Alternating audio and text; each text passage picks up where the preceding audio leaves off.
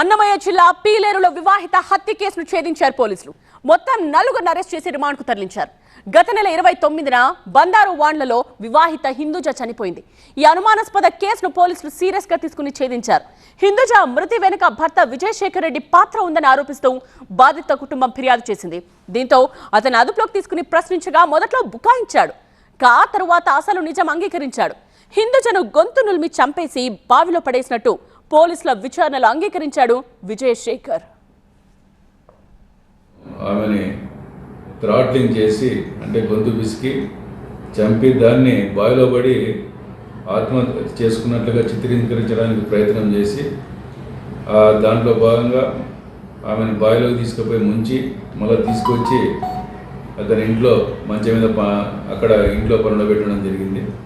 ఇదంతా కూడా అతను కన్ఫ్యూషన్లో మా దగ్గర అడ్మిట్ అయిన తర్వాత